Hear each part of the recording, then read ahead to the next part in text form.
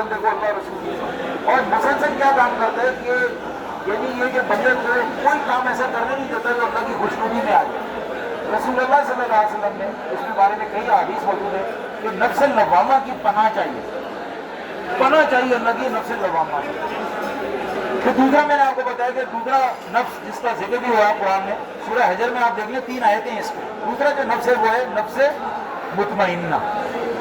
نفس مطمئنہ کن لوگوں کا ہوتا ہے؟ جو اللہ کی خوشنودی کا کام کر رہے ہیں, اللہ سے خوف خدا رکھتے ہیں, اللہ سے ڈر کے ہر کام کرتے ہیں, اللہ کی نافرمانی سے ڈرتے ہیں کہ نہیں یہ کام تو اللہ کو سخت ناپسند ہے, میں کبھی بھی نہیں کروں. فلاں کام نہیں بھائی اس سے اللہ ناراض ہو جائے گا, فلاں کام نہیں یہ تو حرام ہے.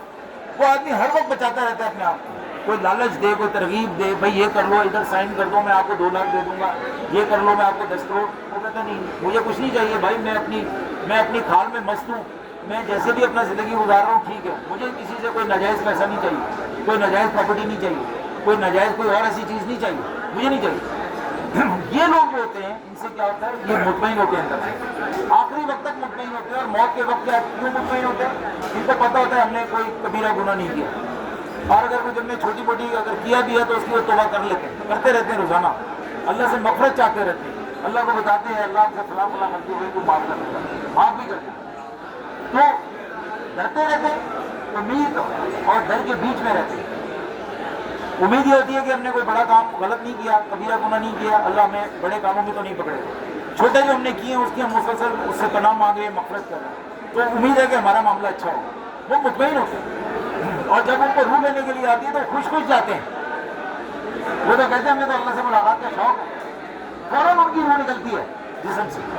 جبکہ جو اوپر والے تھے نفس لوامہ والے, وہ روح اندر چلی جاتی ہے چھپ کے, اور وہ نکلتی نہیں ہے جسم میں سے.